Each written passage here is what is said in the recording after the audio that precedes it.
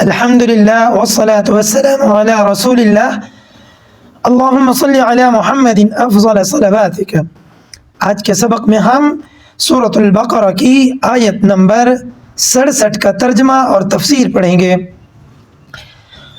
اعوذ باللہ من الشیطان الرجیم، بسم اللہ الرحمن الرحیم۔ وَإِذْ قَالَ مُوسَى لِقَوْمِهِ يَا قَوْمِ إِنَّ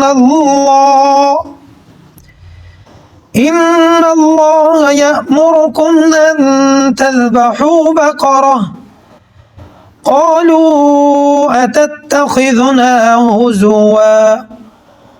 قَالَ أَعُوذُ بِاللَّهِ أَن أَكُونَ مِنَ الْجَاهِلِينَ۔ ترجمہ: اور اس جب یہ جس وقت قال کہا موسیٰ علیہ السلام نے لقومہ اپنی قوم سے، ان بے شک اللہ تعالی یأمر فعل مضارع سے واحد مذکر غائب کا صیغہ ہے، وہ حکم دیتا ہے کم تم کو، بے شک اللہ تعالی تم کو حکم دیتا ہے ان یہ کہ تذبحو کہ تم ذبح کرو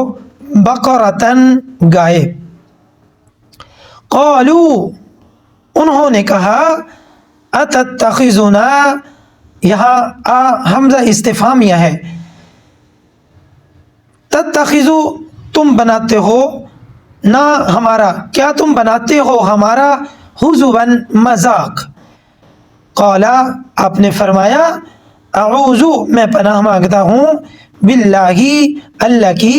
ان یہ کہ اکونا میں ہو جاؤں من الجاہلین جاہلوں میں سے۔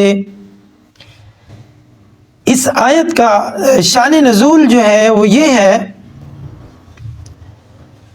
کہ حضرت موسیٰ علیہ السلام کی یہ قوم یعنی بنی اسرائیل جو تھی، ان میں ایک بڑا مالدار قسم کا آدمی تھا جس کے پاس کوئی بیٹا نہیں تھا، صرف اس کی ایک بیٹی تھی اور ایک اس کا بھتیجا تھا۔ انتہائی مالدار آدمی تھا، تو مال کی لالچ میں آ کے اس نے اپنے چچا کو قتل کرنے کا ارادہ کیا کہ میں اپنے چچا کو قتل کر دوں گا اور پھر اپنی کزن سے چچا کی بیٹی سے شادی بھی کر لوں گا اور ساتھ میں اس کی تمام جائیداد کا مالک بھی بن جاؤں گا۔ تو ایک دن پلان بناتے بناتے ایک دن اس نے اپنے اس پلان کو عملی جامہ پہنایا اور اپنے چچا کو قتل کر دیا، اور قتل کر کے لاش کو اٹھایا، اور بنی اسرائیل کے وہ بھلے لوگ جو بنی اسرائیل سے اپنی قوم سے ذرا ہٹ کے الگ ایک جگہ پہ رہتے تھے، اور انہوں نے الگ اپنی ایک چھوٹی سی بستی بنا کر اس کے ارد گرد ایک چھوٹی سی دیوار بنا دی تھی، اور پھر اس بستی کو ایک دروازہ بنا دیا تھا، اور اسی دروازے کے ذریعے سے یہ اپنی بستی سے اندر یا باہر آتے جاتے۔ تو یہ لڑکا جس نے اپنے مالدار چچا کو لالچ میں آ کر، مال کے لالچ میں آ کر قتل کر دیا تھا، تو اس نے اپنے چچا کی لاش کو اٹھایا اور اٹھا کر وہ جو بنی اسرائیل میں سے وہ بھلے لوگ جو نیک لوگوں کی بستی تھی، رات کو ان کی بستی کے دروازے پر ڈال کر آ گیا، اور ادھر آ کر بنی اسرائیل کے اندر آ کر واویلا اور شور و غل مچانا شروع کر دیا کہ میرے چچا جو ہیں وہ غائب ہو گئے ہیں۔ ڈھونڈتے تلاش کرتے وہ وہیں پر پہنچ گیا جہاں اپنے چچا کو چھوڑ کر آیا تھا، اور وہاں جا کر سارا چچے کے قتل کا سارا ملبہ وہ بھلے لوگوں پر اور وہ بنی اسرائیل میں سے وہ نیک لوگوں پر سارا ملبہ ڈال دیا کہ انہوں نے میرے چچا کو قتل کر دیا ہے، اور ان سے دیت کا مطالبہ کرنے لگا، اور اگر وہ دیت ادا نہیں کریں گے تو اپنے ساتھ قوم کو ملا کر ان سے لڑائی تک کا فیصلہ کر لیا۔ اب یہ نیک لوگ جو ہیں یہ اٹھے، پریشان ہوئے، اور یہ حضرت موسیٰ علیہ السلام کے دربار میں پہنچ گئے اور کہنے لگے یا نبی اللہ کہ ہم نے یہ گناہ کیا نہیں ہے اور یہ ہمارے سر تھوپا جا رہا ہے، تو تو آپ ہمارے لیے کچھ کیجئے۔ تو حضرت موسیٰ علیہ السلام نے اللہ کی بارگاہ میں ہاتھ اٹھائے اور ان کے لیے دعا کی، تو پھر اللہ رب العزت نے حکماً یہ ارشاد فرمایا کہ آپ ان سے کہیے ان اللہ یأمرکم ان تذبحوا بقرہ، کہ یہ ایک گائے ذبح کریں۔ اب یہاں بقرۃن کا لفظ ہے، اور یہ جو سورت ہم پڑھ رہے ہیں قرآن مجید کی پہلی سورت جو ہے اس کا نام بھی سورۃ البقرہ ہی ہے، اور سورۃ البقرہ یعنی قرآن مجید کی اس سورت کا نام بقرہ اسی واقعہ کی وجہ سے رکھا گیا ہے۔ تو جب ان سے اللہ کے رسول یعنی حضرت موسیٰ علیہ السلام نے آ کے اللہ کا یہ حکم بیان کیا کہ اللہ یہ ارشاد فرماتے ہیں کہ آپ گائے کو ذبح کرو، تو انہوں نے کہا کہ کہاں وہ قتل کے واقعہ کی تحقیقات اور کہاں آپ یہ ہمیں گائے کے ذبح کرنے کا حکم دے رہے ہیں، تو یہ بات بنتی نہیں ہے۔ تو پھر انہوں نے سوال کر دیا کہ جی گائے جو ہے وہ کیسی ہونی چاہیے؟ تو ان کو حضرت موسیٰ علیہ السلام نے اللہ تعالی سے پوچھ کر بتایا کہ گائے نہ بوڑھی ہو نہ بالکل بچی ہو بچہ ہو بلکہ جوان ہو، ایک جوان گائے لینی ہے۔ تو انہوں نے اگلا سوال کر دیا کہ گائے کا رنگ کیسا ہونا چاہیے؟ تو حضرت موسیٰ علیہ السلام نے پھر اللہ کی بارگاہ میں عرض کی تو فرمایا کہ گائے کا رنگ صاف زردی مائل ہونا چاہیے۔ تو انہوں نے پھر گائے کے متعلق ایک اور سوال کر دیا کہ زردی مائل تو گائے بہت ساری ہوں گی، آپ ہمیں کوئی خاص علامت بتلائیے۔ تو پھر اللہ رب العزت کی طرف سے ارشاد ہوا کہ یہ گائے ایسی ہونی چاہیے کہ جس گائے کے ذریعے سے کبھی کھیتوں میں کام نہ لیا گیا ہو، ہل نہ چلایا گیا ہو، اور اسی طرح اس گائے کے ذریعے سے کسی کھیت کو پانی بھی نہ دیا گیا ہو۔ اب جو یہ سوال بڑھتے گئے، ان کے سوالات بڑھتے گئے، اللہ رب العزت گائے کے معاملے میں ان پر سختی کرتے گئے۔ اب جب یہ معاملہ یہاں تک پہنچا تو کہنے لگے کہ گائے والا مسئلہ تو حل نہیں ہو سکتا، آپ اللہ رب العزت سے کوئی اور چیز کا سوال کیجئے۔ تو پھر اللہ رب العزت کی طرف سے حکم ہوا کہ بس انہیں یہ گائے ہی ذبح کرنی ہے۔ اب یہ لوگ نکلے تلاش کرتے کرتے کرتے ایک بچے تک پہنچ گئے جس کے پاس ایک گائے تھی اور اس پر وہ تمام علامتیں اور نشانیاں فٹ آتی تھیں۔ یہ بچہ اپنے ماں باپ کا فرما بردار تھا، اور ایک بار ایک سوداگر کہیں سے سفر کرتا ہوا اس بچے کو ملا، اس سوداگر کے پاس ہیرا تھا، اس بچے کو وہ ہیرا پسند آ گیا، اور اس بچے نے اس ہیرے کا سودا 70,000 روپے میں طے کر لیا۔ 70,000 اس وقت کی جو کرنسی رائج جو کرنسی ہوگی اس کے مطابق اس کا سودا طے کر لیا۔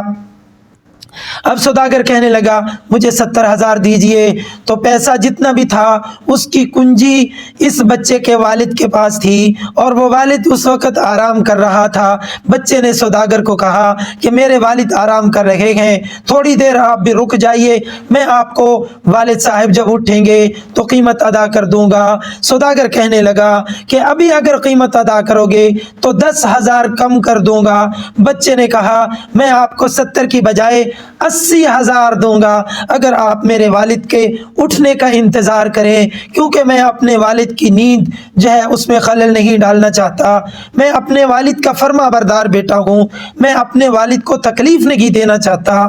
سوداگر جو ہے اس نے 70 کی بجائے 60 کی بجائے 50,000 کا کہہ دیا کہ اگر تم مجھے ابھی پیسے دو گے تو میں 50 کر دیتا ہوں۔ بچے نے کہا میں آپ کو 70 کی بجائے 80 کی بجائے 90,000 دوں گا، لیکن آپ میرے والد کا انتظار کیجئے۔ حتیٰ کہ سوداگر نے فی الفور پیسے ادا کرنے پر اس بچے کو کہا کہ اگر آپ مجھے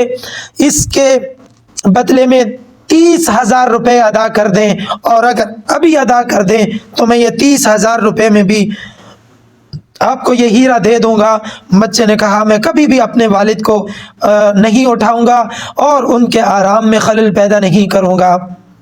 خیر یہ سوداگر چلا جاتا ہے اپنا ہیرا لے کر اور ان کا معاملہ طے نہیں پاتا، اور ادھر سے اللہ رب العزت بنی اسرائیل کے لوگ جو ہیں ان کو حکم ہوتا ہے، وہ ڈھونڈتے تلاش کرتے اس بچے کی گائے کے پاس پہنچ جاتے ہیں، بچے سے گائے کا مطالبہ کرتے ہیں، بچہ گائے نہیں دیتا، کہتے ایک کے بدلے میں 2 گائے لے لو، 3 لے لو، 10 لے لو، 20 لے لو، 100 لے لو، حتیٰ کہ بچہ مسلسل انکار کرتا رہتا ہے۔ یہ لوگ جاتے ہیں حضرت موسیٰ کو بتلاتے ہیں کہ بچے کے پاس گائے ہے، ایک ہی گائے ملی ہے، وہ کسی بھی قیمت پر دینے کے لیے تیار نہیں ہے۔ حضرت موسیٰ علیہ السلام نے فرمایا گائے تو وہی ذبح کرنی پڑے گی۔ یہ دوبارہ بچے کے پاس آتے ہیں اور گائے کے وزن کے بدلے میں سونے کا کہہ دیتے ہیں کہ جتنا گائے کا وزن ہے اس کے بدلے میں ہم سے سونا لے لیجئے، لیکن یہ گائے ہمیں دے دیجئے۔ بچہ اس گائے کے بدلے میں سونے کی قیمت، سونا لینے پر، اس گائے کے وزن کے بدلے میں سونا لینے پر راضی ہو جاتا ہے۔ تو یہاں اللہ رب العزت نے دکھایا کہ جو لوگ اپنے ماں باپ کی فرما برداری کرتے ہیں، اپنے ماں باپ کی خدمت کرتے ہیں، اللہ رب العزت اس خدمت کے صلے میں بہت زیادہ مال، دولت، عزت، شہرت عطا فرماتے ہیں۔ جس طرح اللہ رب العزت نے اس بچے کو اپنے والد کی نیند میں خلل نہ ڈالنے کی خدمت کے بدلے میں عطا فرمایا تھا۔ قصہ مختصر کہ وہ لوگ یہ گائے لے کر حضرت موسیٰ علیہ السلام کی بارگاہ میں پہنچتے ہیں اور گائے کو ذبح کیا جاتا ہے۔ حکم ہوتا ہے کہ گائے کے گوشت کا ایک ٹکڑا وہ جسم پر لگائیے، لوگوں کے جسم پر لگائیے۔ مقتول قاتل جو ہے،